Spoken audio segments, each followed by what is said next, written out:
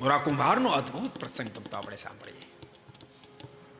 ગોરા કુંભાર તો ભગવાનમાં રત બનેલા મહાપુરુષ હતા સંસારી. જો હતા સંસારી. એના ધર્મપત્ની રૂકમણીબાઈ પણ ખૂબ જ દિવ્ય જીવન જીવનારા હતા.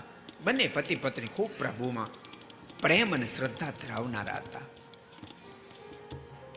પણ એકવાર ઘટના ઘટી. પોતાની ઘેરે નાનો દીકરો છે, 1.5 વર્ષ 1.5 વર્ષનો, અને રૂકમણીબાઈ પાણી ભરવા બહાર ગયા. ગોરા કુંભાર ગાય ખૂંદતા હોય માટલા બનાવવા માટે, પણ ભગવાનમાં મસ્ત બન્યા આવે.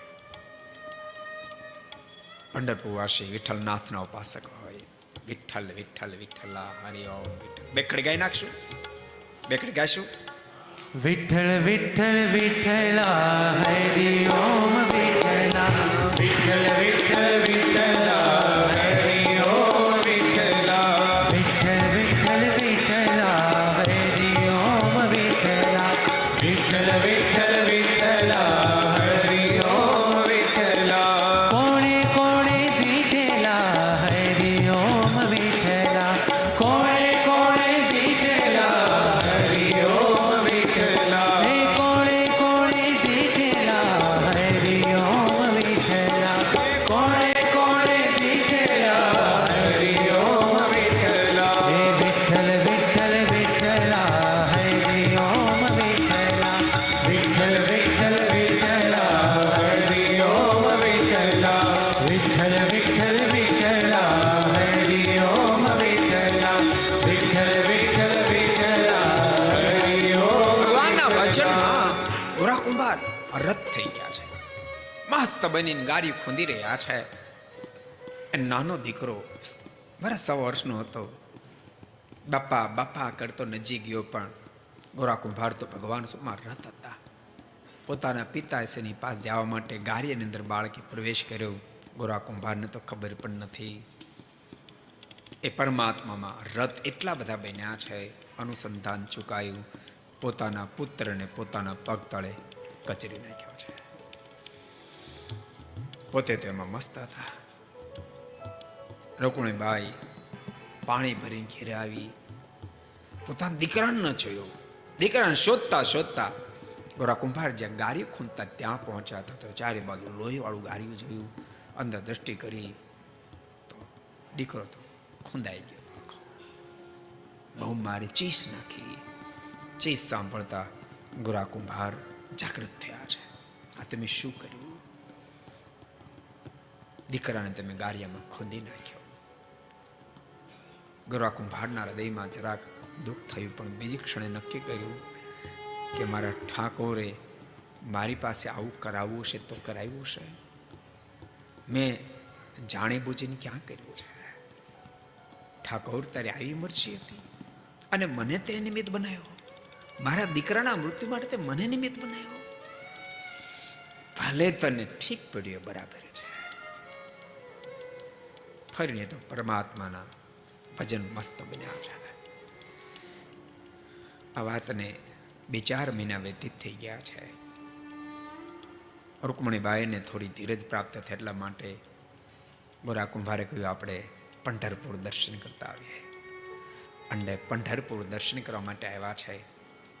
બન્યું એવું એ લેવલના મહાન સંત નામદેવજી ત્યાં બહુ મોટો સંઘ લઈને આવ્યા છે. અને એ પણ પરમાત્માના નામમાં ડૂબી ગયા છે. વિઠ્ઠલ વિઠ્ઠલ વિઠ્ઠલા હરિઓમ વિઠ્ઠલામાં આખો સંઘ ડૂબી ગયો છે. જે જે કાર થઈ રહ્યા છે. ગોરા કુંભાર પણ ડૂબી ગયા. રૂક્ષ્મણીજીનું દિલ એમાં ડૂબતું નથી. રૂક્ષ્મણીજી વિઠ્ઠલનાથને કહ્યું છે, કૃપાનાથ, આ બધાય તારા સ્વરૂપમાં ડૂબ્યા, હું એક નથી ડૂબી શકતી. કૃપાનાથ એનું કારણ તું જાણે છે. મને ખૂબ મારો લાડકવાયો દીકરો મારા પતિના પગ તળે કચરાઈ ગયો. મારા પતિના પગ તળે કચરાયેલા મારા બાળકમાં મારા પતિનો એક લેશ માત્ર દોષ ન હોય એ નહોતો જાણતા. એને નહોતી ખબર એ તારામાં ડૂબેલા હતા. તું ક્યાં ગયો તો? તને તો ખબર હતી ને. માલિક મારા પતિદેવ જો નિર્દોષ હોય તો મને મારો દીકરો પાછો આપી દે.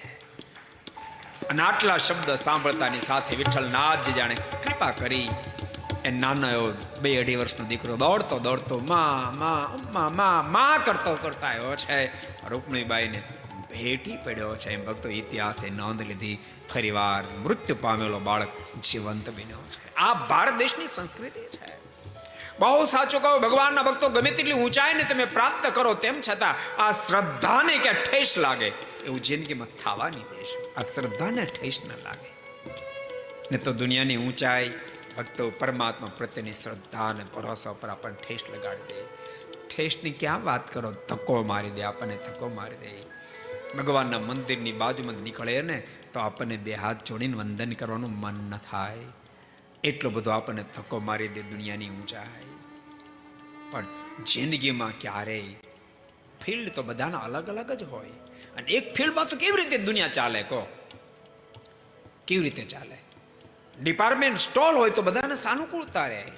એમ ઠાકોરજી આ ડિપાર્ટમેન્ટ સ્ટોલ કર્યા છે. સમજાણ, કોઈને શિક્ષક બનાવ્યો, કોઈને ડૉક્ટર બનાવ્યો, કોઈને એન્જિનિયર બનાવ્યો, કોઈને બિલ્ડર બનાવ્યા, કોઈને વકીલ બનાવ્યા, કોઈને જજ બનાવ્યા, કોઈને રાજકાર્યમાં પ્રેરણા કરી, કોઈને ગ્રસ્ત બનાવ્યો, કોઈને ત્યાગી બનાવ્યા. આ તો ઠાકોરજીના કરેલા ડિપાર્ટમેન્ટ સ્ટોર છે.